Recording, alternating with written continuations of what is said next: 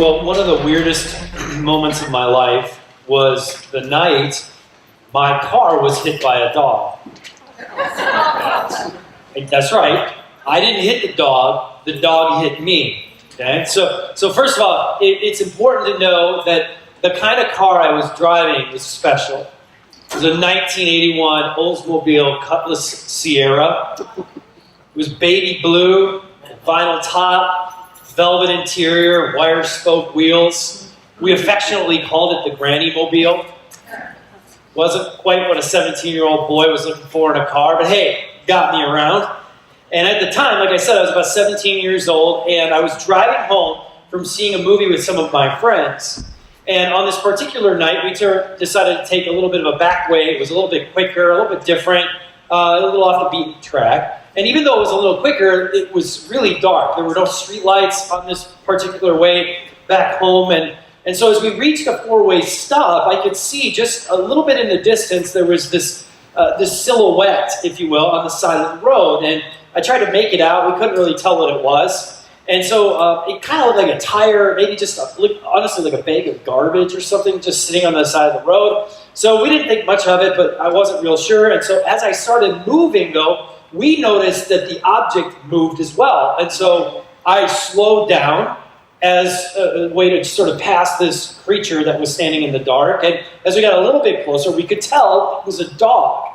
And I veered off into the other lane to try to get around the dog. But as I got closer to the dog, I realized the dog was standing on all fours. And as I got just to the side of the dog ran head first into the passenger side of my car, as hard as he could.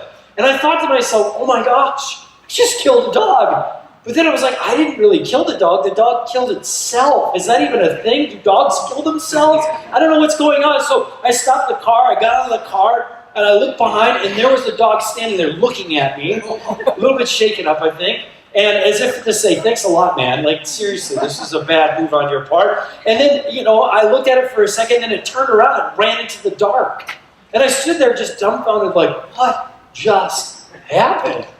So I get back in the car, and there was this short silence amongst my friends and me, which was followed by eruptive laughter. Because in that moment, you can't do anything but laugh about what just happened. And we looked at each other and we're like, that was the weirdest thing a dog just hit your car. Like, you didn't hit the dog hit you. Well, a week or so later, my dad came into my room. I was in my room doing something, and my dad came into my room, and he had this very concerned look on his face. Scratch that. He had a very upset look on his face. And he asked me, Brian, why is there a huge dent on the side of your car?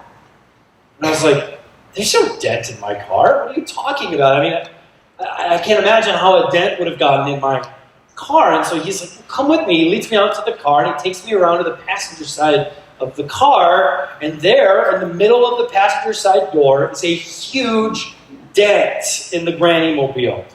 And I distinctly remember standing there dumbfounded for a second, because remember, this all happened at night. I never looked at the passenger side of my car. I drove on the driver's side. So it had been a week, maybe a week and a half later, before this was even discovered. And I'm scratching my head like, how could a huge dent get in this car? And with my dad standing there very upset with me, I just bust out laughing, which my dad did not like very much in that moment. He thought this was a little more serious.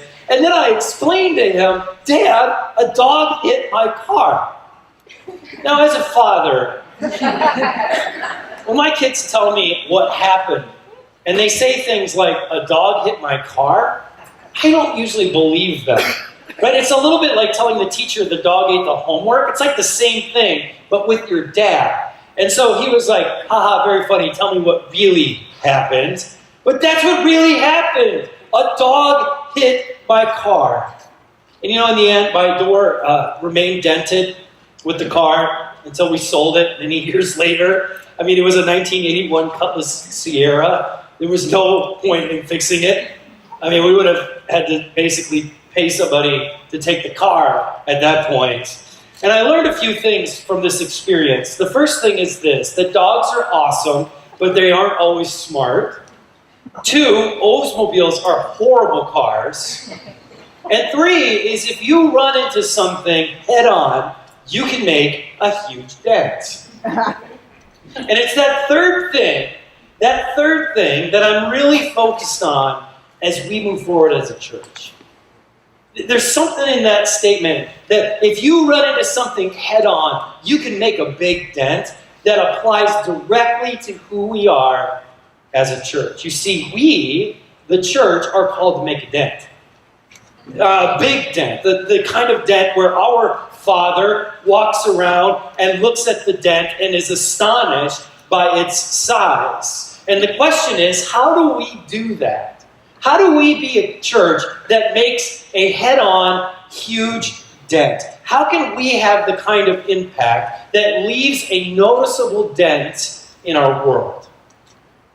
Well, we are in the final week of this series called We Are Genesis. And I mentioned earlier, we've been looking at where God is leading us as a church and these 4 mission priorities for our church. I mean, we are on a mission. Jesus gives us this mission to go and to make disciples of all the world, that we would baptize them, lead them into a relationship with Jesus Christ, and that is our mission as a church. And so as we think about what does that mean for us uniquely as Genesis, we've come up with these 4 mission priorities, these things that if we do nothing else, we're going to do these things. We're going to develop followers of Jesus, no matter where you might be on that spectrum. We're going to connect people with others because we're better together, because community is important. And last week we talked about we are going to invest in the next generation because we don't want to be a church in 50 years that looks around and doesn't see the generation that was growing up right in front of our eyes. And if you miss any of those, you can go online, you can watch them. I encourage you to do that. And the end goal is that we would become what we've been saying, we become a thriving community of changed lives, changing lives. Changed lives, changing lives. Say that with me, ready? Changed lives, changing lives. I've said to you, if you want to mock me, I'm okay with that, as long as you mock me saying those words. Because that means you're getting it. My greatest pleasure would be to walk in the lobby and have one of our leadership team members going, I get it, change lives, changing lives. I'd be like, yes, finally, they're getting it. But here's the deal. To do this, we have got to be really focused. You cannot make a huge dent in the world unless you are focused. And if you want, our 4 mission priorities sort of split up into 2 categories. That change lives piece is really the following Jesus and connecting others or with others. And then the changing lives really fits into those investing in the next generation and what we're going to talk about today, impacting the world. That's who we want to be. It is a focused effort on our part to make a dent in the world. There's one thing I know about Jesus and the first church. It is that they desired to make a huge dent in the world. But they did it in a way that I think is useful for us as we move forward. And so let's start with Jesus, okay? I just want to start with Jesus because that's a great place to start no matter what church you're in or what you're doing. Jesus. I want to just show you how focused Jesus is on the kind of dent that he wants to see happen in the world. And we're going to go to Luke 15. Okay, Luke 15. If you want, you can follow along on the screens. There's in your programs. You can download the YouVersion app. Lots of ways to follow along. But like I said, everything will be on the screens if you want to do it that way. So in Luke chapter 15, this is like a biblical passage that, in the church is cited over and over and over and over and over again. And the reason is that Jesus, through the telling of these stories, reveals so much about who God is and the kind of impact he wants to make in the world. And so Jesus tells a story that gives us a sneak peek into the kind of impact he wishes to have. And that's what he says in Luke chapter 15, starting in verse 1. It says, tax collectors and other notorious sinners, that would be us, by the way, often came to listen to Jesus teach. This made the Pharisees and teachers of religious law complain that he was associating with such sinful people, even eating with them. How dare you? So Jesus told them the story. If a man has 100 sheep and one of them gets lost, what will he do? Won't he leave the 99 others in the wilderness and go to search for the one that is lost until he finds it? And when he has found it, he will joyfully carry it home on his shoulders. When he arrives, he will call together his friends and neighbors, saying, rejoice with me, because I have found my lost sheep. In the same way, There is more joy in heaven over one lost sinner who repents and returns to God than over 99 others who are righteous and have strayed away. Now, I imagine that in this moment in history where Jesus is sitting with these notorious sinners, people like you and me, and he's eating this meal, and the Pharisees come and they confront him about this, that Jesus could have said, you know what, all right, let me just finish dinner here, and then, I'll come and I'll hang out with you because, I want to be a nice guy, and, I feel like you guys need some time with me. But he doesn't do that. He doesn't do that, right? He makes it clear, I am here to make an impact, and it looks like this. It looks like this. It looks like the shepherd who goes for the one and leaves the 99. I am not so concerned about what you think, Pharisees, because I have a focused impact to make in this world. And that's what I call it. It's a focused impact that Jesus wants to make. Focused impact is when you are willing to set aside good things for better things. Right? Jesus meeting with the Pharisees, that actually could have been a good thing. But him meeting with the group of notorious sinners was the better thing. Because Jesus was focused on the one. He had focused impact in mind. And we see this with the first church as well. It doesn't end with Jesus. As the church begins to grow in the first century, the Jewish religious leaders, these same people that were threatening Jesus, they feel threatened, and because of that, they begin to imprison and execute people who call themselves Christians. There's this huge wave of persecution that goes throughout the city of Jerusalem. And it talks about this in Acts chapter 8, verse 1. It says, a great wave of persecution began that day, sweeping over the church in Jerusalem, and all the believers, except the apostles, were scattered through the regions of Judea and Samaria. Now, at this point, I think the religious elite in Jerusalem felt like they were victorious. We got them out of our city. They're spread all about. There's no way that this church thing can continue to have the same impact they've been having. No longer would they be able to continue to make the dent they were trying to make. But that just isn't the case. In fact, it totally backfires on the religious elite. Look at what it says in verse 4. As they're scattered throughout the known areas in Judea, it says this, the believers who were scattered preached the good news about Jesus wherever they went. And again, there was a focused impact. They had a one-track mind about what they were called to do as the church. And it didn't matter where they were. It didn't matter who they were. They were called to make a dent in the world, and they were making a focused effort to do so, no matter where they ended up. Jesus said to them before he ascended to heaven, he said, and you will be my witnesses telling people about me everywhere, in Jerusalem, throughout Judea, in Samaria, and to the ends of the earth. That is a focused impact. And that focused impact began with Jesus, and then it would be transferred to the church, and it would be taken into their backyards, and into their communities, and into the rest of the world. We want to have an impact on the world, don't we? I mean, I don't know anybody in this world, in their right mind, who would say, I just don't really care if I have any impact in anybody's life. Even if you're not a Christian, we want our lives to mean something. We want our lives to make some sort of impact in this world. When we die, we don't want people to say, you know what, didn't really mean anything. They didn't really do anything. What we want is we want people to say, you know what, they made an impact in my life. They had an impact in my life. And we as a church, we want to make a dent. We want to make a big dent. But to do that means we need to be focused. We need a zeroed in, laser-like focus. We need to have that same focused impact that Jesus had, that the first church had. And to do that, we are using, as a church, Acts chapter 1, verse 8 as our model. Okay, so Jesus, he lets the first followers know that his plan for the impact that the church is to make It starts in Jerusalem, it spans out to Judea, and then it goes to the ends of the earth. And he's referencing these three areas that we live our lives and that the church ought to live its life if it's to make an impact. The church ought to make a focused impact both locally, regionally, and globally.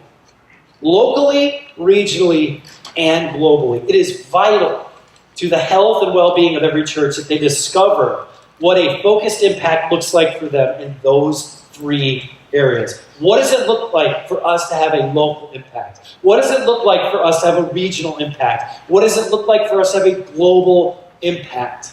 That was the mission of the first church. It's the same mission that we have today. So let's talk about that. As a church, we want to impact the world. We want to make a dent. So how do we do that? How do we go about doing that? Well, let's break it down into these three categories. Let's start with locally.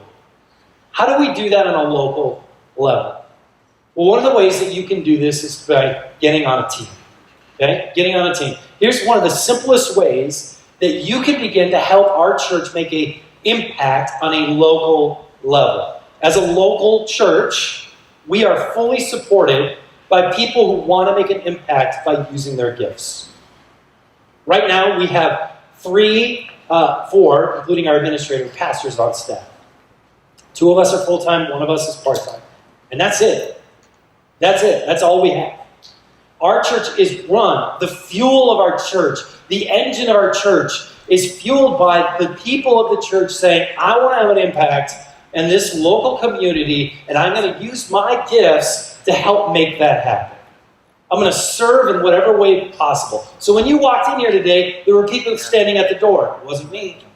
It wasn't our staff. It was people who love other people, who want to let them know we love you, we're glad you're here. When you came in, people handed you a piece of paper. It wasn't me. When you dropped your kids off, it wasn't me. Right? Your kids right there, they're not with me. And you should be glad about that. Right? If you come on Wednesday nights and there's a student ministry, it's not me. Right? It's one of our pastors and many leaders. We've got groups that are happening. We're going to invite you to be a part of groups. People who are leading those groups. It's not me. It is a group of people who've decided we want to have an impact. And one of the greatest resources we have to do that is each other.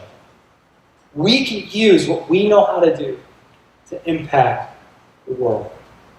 Right? So we are encouraging you, everyone in this church, to be on a team. We have a tech team. We have a care team. We have a Genesis Kids team. We've got a worship team. We've got a 12-year-old playing drums right now. Like, that's a kid who's deciding, I'm going to use my gifts for an impact, right? And listen, if you're doing nothing in this church and a 12-year-old is playing the drums, let's go, Let's go. If he can do it, you certainly can do it. You've got gifts that our church needs and this local community needs. And sitting in the chairs and watching everyone else doing it is not helping us make a dent. It's not helping us make a dent. We have so many opportunities for you to get on a team. And you know what? We are working to make that as easy as possible for you too. We are. So, getting on a team. That's the first thing you can do on a local level. Get on a team. The second thing that we can do is invite. Invite. At the beginning of this series, I mentioned that I want all of you to write down 3 names of people that you know that you could invite to church in the coming months. To pray about that, to talk with them about it. This is still the most effective way that a person comes to know Jesus. There are statistics all over the place about how people come to be a part of the church, how they come to know who Jesus is. And by far, the number one way that it happens is because somebody invited them. Somebody invited them. According to Tom Rainer, 82% of people who don't go to church have said they would likely attend if they were simply invited. 82%. But you know what? Only 21% of us are even inviting someone. Of course, you don't have to have a church. Here's the thing. You've got to have a church that you want to invite somebody to. Okay? I've been to churches before, and I'll be honest, I don't know if I'd want to go there, and I certainly don't know if I'd want to invite my friends there. We don't want to be that kind of church. We want to be the kind of church you would want to invite your friends, your family members, your coworkers Two, we work really hard to make sure that this experience on a Sunday morning is something you would say, you know what, I would bring my friend to that. I want to bring my friend to that. And so we are charging after this, saying, if we did this together, not only would we grow as a church, but the kingdom of God would grow. The local church would begin to make an impact in the world and in the lives of other people. Get on a team. Invite somebody. And then last but not least, giving. As a local church, here's the deal. Our resources are always limited, both manpower and financially. Again, I don't fund this whole thing. I couldn't possibly do that. I do what I can, but I don't do all of it.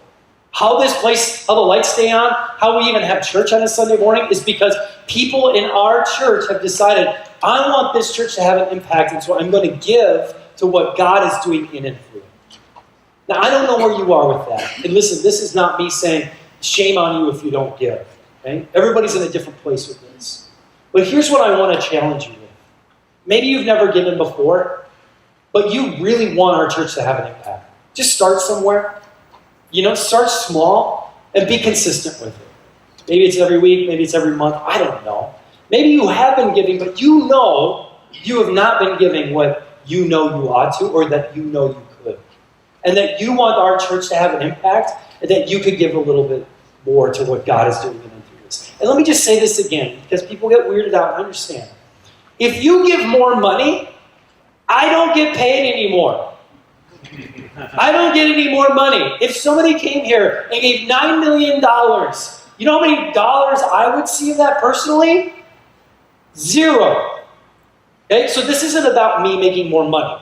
Trust me, if I wanted to make more money, I would not do this. This is about us collectively deciding we want to have an impact in the world. And it is going to take all of us, our resources, our gifts, to do it. We can't just sit idly by and hope someone else will do it for us. Okay, get off that soapbox. Get on the team. Start inviting somebody. Start giving. Just start giving something, because it's not just for us as a church. It's also for you. Trust me. Being generous with your time and your resources and your finances is a blessing not just to the church but to you also. We want to have an impact locally. And we want to be focused, which means we're not going to do everything, but we're going to do these things really, really well. We're going to do whatever we can to get our ministries operating at the full capacity because people are using their gifts. We're going to invite our friends because we love them. We want them to know Jesus. And we're going to give so that this church can have an impact. Okay. Regionally. We've really done, historically, there's been one thing as a church that we've done, and that is our community center. If you've been here any length of time, you know that that's been kind of in flux. We've been trying to figure that out. But it's not something we're giving up on. We believe that God's placed us here for a specific purpose, and that the original vision of our church was to have this piece of it. We have this partnership with the Rock Teen Center. We're still trying to figure some of that out. But we've got some things going on that we really want to focus on. As a community center, or the community center aspect of us, we're not going to do everything. But we're going to do a few things really well. Or at least we're going to attempt to. The first of those is powwow. Many of you are a part of powwow. Keith is here somewhere. I talked to him. It's starting again in November. Powwow is something that happens once a month, right in our parking lot. We hand out food for $10 to anybody who wants it. Produce, 60 pounds of produce for $10. We see anywhere between 200 and 300 people walk through the front part of our church, come inside, maybe get some water or whatever, and we want to serve them in that way. We do have career resources available here. We have contacts of people who will help people get connected to whatever job career path they need to get on. We have The Rock, the teenage center right across the hall here that we partner with. Every day there's somewhere between 50 and 100 kids who come to our church, who come to the teen center, who take lessons, who hang out, and we're still trying to figure out how do we as a church partner with you. Coming up in a few weeks, they're doing their annual Proof is in the Pudding auditions and concerts that are going to be happening in this space. So all this is going to change again. which is okay because we want to partner with that. And we're being asked as a church to provide different services during that. We're going to make food, we're going to sell food, we're going to do different things to partner with the Solid Rock Teen Center. And to let this region that we live in know that we love them and we want to serve them. And I don't know if you know this either, but we rent out our facility on a weekly basis. We let organizations and different places come in here and use our space at a very discounted rate. We've got a group that meets almost every Wednesday, I think, in room 1. This space gets rented out because we want the community to know that we're available to them, that we love them, we want to serve them.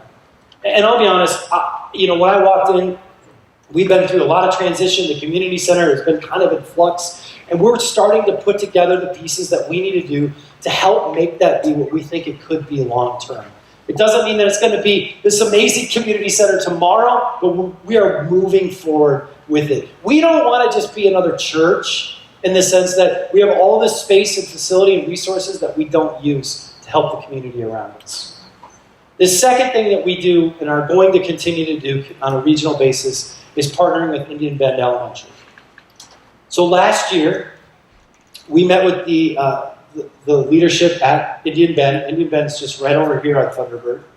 And we talked to them about how could we potentially partner with you to serve this community in and through this school. And so we got connected with another organization called School Connect that does different things with schools.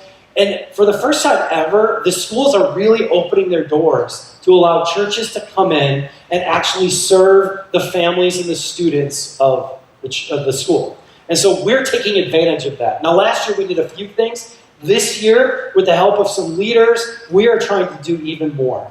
We want this to be a long-term relationship that we can have, not just with the school, but with the families that are a part of it.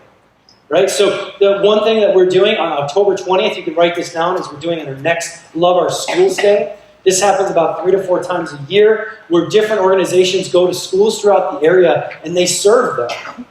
The last time we did, we cleaned stuff out, we painted, we did their landscaping. And the reality is schools are much like churches. Funding is low, resources are low. And so a church willing to come in and get their hands dirty a little bit is a huge help to what they're doing. In a couple of weeks, I'm going to show you a video from one of the leaders there and a few of the students who have reported what our small things in their little school has done to make a difference in their education and in their community at the school. We can make a difference. We can make a focused impact. We can make a dent in our regional community right here around us simply by partnering with the school who will let us come in and do just about anything we want to help them. And those are really, right now, the 2 things we're focusing on. There's a lot of other things we could be doing, but we're focusing on those 2 things, the community center and Indian Bend. And then last but not least, globally. I know this is a lot of information, but you need to know this because it's exciting and we need to know it together. Globally, we have done a number of things over the years. But there are 2 things that, as we've talked as a staff, and we've prayed, that we really want to invest in the coming years. Okay? It's not 9 things, it's 2 things. The first is that we have missionaries that are serving all over the place. We've got at least 2 right now. We're looking at adding a 3rd. One's in France, one's in Colombia. We're going to be having one of the missionaries here in November to tell you a little bit more about what they're doing. We support their efforts. Did you know that? That when you give money to our church, a portion of that goes to support overseas efforts in our global world to help other people know who Jesus is and have an impact. We support missionaries. The second thing that we're going to get involved with, and it's not going to be tomorrow, but it's going to be over the coming year, is what's called Covenant Kids Congo. I think in the past we've done a couple of things with Covenant Kids, but we're going to get more involved. And here's what Covenant Kids Congo is. How many of you know of World Vision? Raise your hand. Have you heard of World Vision? Okay, great organization. They are all throughout the world helping to rid the world of poverty and bring communities back to life, essentially through clean water, and education, medicinal needs. And so we, as a denomination, not just a church, but as a denomination, the Evangelical Covenant Church, what we're a part of, has partnered with World Vision and is doing amazing things in the country of Congo to renovate villages throughout the entire country. If you know anything about Congo, over the last 25 years, it has been in absolute disarray. Civil war, genocide, you name it, disease, they're going through it. And so we as a denomination have decided we're going to make an impact. We're going to make a dent. And so hundreds of covenant churches, just like ours, are committed to being a part of that effort. And we want to do the same. We want to be a part of that. We want to do something that doesn't let us forget that there is a world out there of 7.5 billion people who are in need of the same resources, the same love, and the same faith that we have. That is so critical and essential. And it's what Jesus said he wanted, to go to the ends of the earth. I'm going to be honest with you. A lot of this is in its infancy. Right? We haven't figured all of this out. What we have figured out is that this is where we feel God is leading us to go. And we want to do that together as a church. We believe that if we were to do these things at the greatest level that we could, that we would make a big dent. Locally, regionally, and globally. In 5 years, my hope is that we look back on this time and we think, look at what God did through the focused impact that he had for us. And here's the thing. I know this can be a lot to digest. It's like, wow, I don't even know where to start. So let me just give you a place to start. Okay? I want you to start with 3 things. Okay? I can't do 4 things. I don't know why that is. I can do 3 things. You give me a 4th, and then I don't do any of them. I don't know why that is. But I can do 3 things. So here's the 3 things I want you to consider doing. The first thing is this. Get on a team. Get on a team. If you like to make coffee, go out there and tell me you want to make coffee. It's really fun. You get all the coffee you want. If you want to hang out with kids, and we desperately need people who want to hang out with kids. Because you know what? I don't know if you've looked around, but there's like 45 kids all of a sudden in our church. And there's people in our church who are making more babies. So, here's the deal. We need people to help love these kids, help invest in this next generation. They need you. Okay? If you have any level of love for kids, let us know. Get on a team. Get back there. Hang out with them. It'll be well worth your time. Get on a team. We need tech team people. If you have musical skills, we'll be the judge of that. If you have music skills, we'd love to have you up here. If you want to, do behind-the-scenes stuff, we'd love that. If you love to care for people, we'd love that. Get on a team. Take that kind of card out. Find one of those ministries, and we will get you started. And if you're not committing for life, just try something. Okay? That's number 1. Number 2, I want as many people as possible to serve at Love Our Schools Day on October 20th. It's a Saturday. It's in the morning. It runs from about 9 to noon. We're going to serve. We're going to get our hands dirty. We're going to get a little sweaty, a little dirty. I'm not sure exactly what we're going to do yet. There's going to be different projects. And then we're all going to come back here. We're going to hang out. We're going to have a meal together. It's going to be a great time. But I want us collectively as a church to start really making an impact in and through that school. Serve at Love Our Schools Day. And last but not least, I want you to consider inviting someone to I Quit. Now, you're like, what's I Quit? I'm going to talk about that in a minute. That's our next series, which starts next week. Okay? It's going to be a great series. It's going to be a great opportunity for you to invite somebody who maybe doesn't go to church very often or never goes to church. That would be awesome. We would love that. 3 things. That's it. 3 things. Get on a team. Sign up for Love Our Schools Day when that comes around, and invite someone to our church. Just think about it. If we collectively just did those 3 things, what might happen?